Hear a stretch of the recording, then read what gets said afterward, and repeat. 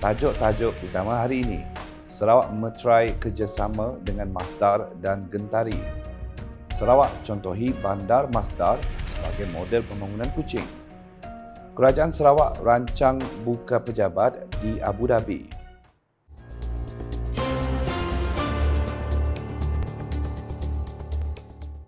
Assalamualaikum dan salam Sarawak Maju Makmur bersama saya Fida Matrang.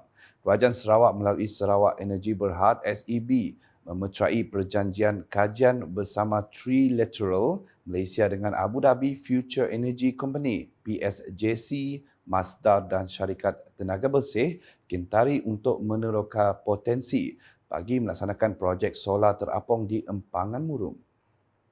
Di bawah kolaborasi strategik tersebut, ketiga-tiga pihak akan melakukan kajian bersama selama 12 bulan bagi membangunkan projek tersebut dengan sasaran penjanaan tenaga solar hingga 1 gigawatt. Pemeteraian perjanjian tersebut diadakan di Bandar Masdar, Abu Dhabi pada Selasa, di mana SEB telah diwakili Ketua Pegawai Eksekutif CEO kumpulan Datuk Syarbini Suhaili, manakala Masdar dan Gentari masing-masing diwakili CEO syarikat Muhammad Jamil Al-Rahmahi dan Susil Purohit. Ia turut disaksikan Premier Sarawak Datuk Patinggi Tan Sri Dr. Abang Abdul Rahman Zuhari, Tun Datuk Abang Openg, Timbalan Premier Sarawak Datuk Amar Awang Tengah Ali Hassan, Menteri Utiliti dan Telekomunikasi Sarawak Datuk Sri Julaihi Narawi, Setiausaha Kerajaan Sarawak Datuk Amar Muhammad Abu Bakar Mazuki, Timbalan Menteri Tenaga dan Kelestarian Alam Sekitar Sarawak Datuk Dr. Hazlan Abang Hibni dan Pengerusi SEB Datuk Ibrahim Baki. Bercakap dalam sidang media, Datuk Patinggi Abang Zuhari memberitahu projek mega tersebut dijangka akan menambahkan lagi pengeluaran tenaga boleh diperbaharui kepada Sarawak. Ini adalah satu pelaburan yang agak tinggi yang dapat menambahkan lagi pengeluaran tenaga yang boleh diperbaharui ataupun renewable energy kepada negeri Sarawak. Dan bukan itu saja, kemungkinan kerjasama ini dapat membolehkan kita melihat projek-projek yang lain yang boleh kita juga bangunkan di Sarawak melalui kerjasama ekonomi di antara Abu Dhabi dan juga Sarawak. Premier Sarawak menambah jika projek tersebut berjaya, ia akan menjadi kawasan pertama di dunia yang mengeluarkan hingga 1 gigawatt tenaga daripada solar terapung.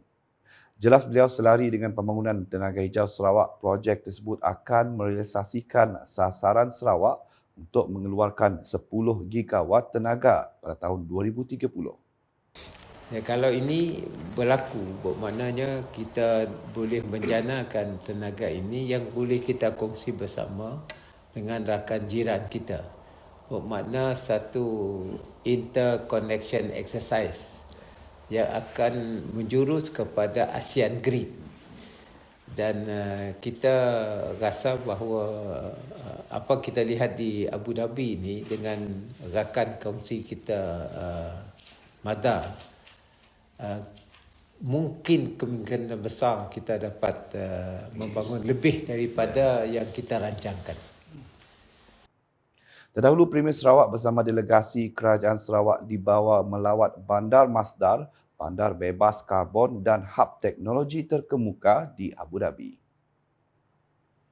Sementara itu, Datuk Syarbini dalam sidang media sama berkata SEB telah menandatangani memorandum persefahaman MOU bersama Masdar untuk melaksanakan projek solar terapung itu semasa persidangan perubahan iklim pertubuhan Bangsa-Bangsa Bersatu COP28 di Dubai, Emirat Arab Bersatu UAE pada 2023. Beliau berharap selepas kajian selama 12 bulan, projek tersebut dapat dilaksanakan untuk membolehkan tenaga solar yang dijana disambung ke grid. Di COP28 di Dubai tahun lepas telah menandatangani MOU dengan Masdar itu jalankan projek solar di Murum dan pagi tadi kita menandatangani joint study agreement dengan Masdar dan Gentari untuk melaksanakan projek ini. So, 3 tahun berhormat, kita bisa 12 bulan betul menjalankan studi ini. And we hope that at the end, we will get a baik to demonstrate Pisambon project, solar project, and that will be connected to the grid. Sementara itu, Premier Sarawak berkata kemajuan Bandar Masdar di Abu Dhabi dalam aspek kelestarian akan dijadikan model pembangunan bandaraya Kuching khususnya di kawasan baru pada masa depan.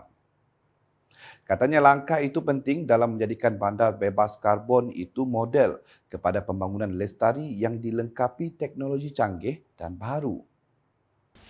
Kami melihat bahawa rakan-rakan saya bersama-sama melihat bahawa ada kemungkinan kita belajar mengenai dengan pembangunan kelestarian bandar ini yang boleh kita menjadi model kepada pembangunan yang hendak kita laksanakan di Bandaraya Kuching, khasnya di kawasan baru, di mana saya rasa kita boleh mencontohi apa yang telah dilaksanakan di Bandar Masdar ini. Ini akan kita bincang selanjutnya lagi. Mungkin kita dapat bekerjasama juga dengan pihak Abu Dhabi. Tambah beliau, model yang dibangunkan Abu Dhabi di Bandar Lestari itu mampu mengubah lanskap pembangunan di Sarawak ke arah kemampanan. Pada masa sama, beliau membayangkan potensi kerjasama antara Sarawak dan Abu Dhabi dalam meneroka ekonomi baru. Dalam perkembangan lain, Datuk Patinggi Abang Zohari berkata Kerajaan Sarawak merancang untuk membuka pejabat di Abu Dhabi, UAE sebagai usaha untuk memperkukuhkan kerjasama strategik bersama negara berkenaan. Ujarnya lokasi yang sesuai bagi menempatkan pejabat Sarawak di Abu Dhabi sedang diteliti. Menurut beliau, apabila dibuka kelak, pejabat tersebut akan diuruskan oleh pihak Petroleum Sarawak Berhad, Petros dan SEB. Kita sekarang ini satu-satunya kenapa kita datang sini, kita melihat di mana kita boleh meletakkan pejabat kita yang akan diurus bersama oleh pihak Petros dan juga SEB. Dan ini akan merapatkan kerjasama kita di antara Abu Dhabi dengan kita di Sarawak, bahkan di antara kawasan Middle East dengan kawasan ASEAN. Dan di sana kita boleh berkongsi dengan teknologi yang ada di antara kedua pihak. Tambah Datuk Patinggi Abang Zohari, pejabat Sarawak di Abu Dhabi juga akan berperanan seperti pejabat perdagangan dan pelancongan Sarawak Singapura, Statos, pejabat perdagangan dan pelancongan Sarawak Brunei, Statop, dan pejabat perdagangan dan pelancongan Sarawak Kalimantan. Sarawak kini sedang mengorak langkah untuk merapatkan jurang dalam usaha menangani isu global menerusi penyelidikan dan pembangunan R&D. Premier Sarawak, Datuk Patinggi Abang Zohari berkata, perkara ini memerlukan kepakaran dan sumber kolektif untuk memastikan penyelesaian yang dirangka bukan sahaja bersifat inovatif tetapi juga mampan dan boleh dikembangkan. Menurutnya, usaha ini jelas dipaparkan melalui usaha Majlis Penyelidikan dan Pembangunan Sarawak SRDC yang aktif mengadakan kolaborasi bersama institusi akademik, rakan industri, badan kerajaan dan organisasi bukan kerajaan NGO dalam mewujudkan rangka kerja kukuh untuk menterjemahkan penyelidikan kepada hasil. A prime example is the vaccine development program initiated by the SIDC. As a member of UK SEA Vaccine Hub, this program enables the transfer of technologies and expertise on vaccine development from UK to SIDC, fostering local capabilities and enhancing our regional health security. Beliau berkata demikian menerusi teks ucapan yang dibacakan oleh Timbalan Premier Sarawak, Datuk Amar Profesor Dr. Sim Kui Hian sempena Majlis Perasmian Simposium Pendidikan dan Pembangunan Sarawak kedua di Kuching pada Rabu. Selain vaksin, Datuk Patinggi Abang Zohari turut berkongsi usaha Sarawak yang semakin menyelah dalam inovasi tenaga boleh diperbaharui dengan memanfaatkan sumber semula jadi sedia ada untuk memacu pembangunan mampan. Menjelas lanjut, beliau berkata usaha ini amat memerlukan R&D yang berterusan dalam memastikan wilayah ini mampu mengeluarkan hasil yang optimum dalam penghasilan tenaga hijau.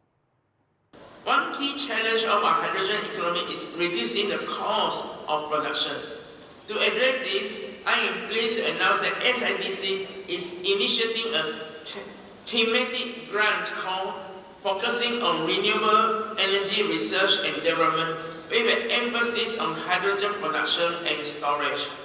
This initiative is not only a step towards lowering production costs, but also a commitment to leveraging our local knowledge and resources. Dalam majlis tersebut, Dato' Amar Dr. Sim turut menyaksikan majlis pertukaran MOU antara SIDC dengan Universiti Sheffield dan Hillman serta antara Semiconductor Reka Bentuk Microelektronik Sarawak SMD dan Universiti Curtin Malaysia. Kerajaan Sarawak berusaha memperbagaikan hasil pertanian di negeri ini menerusi pembangunan tanaman kopi.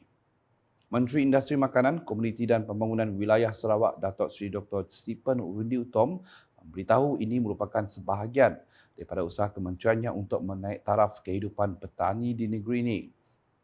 The potential for coffee industry also aligns with the state's broader goals to diversify our agriculture basis, add value to local produce, and increase sustainable income opportunities for rural communities.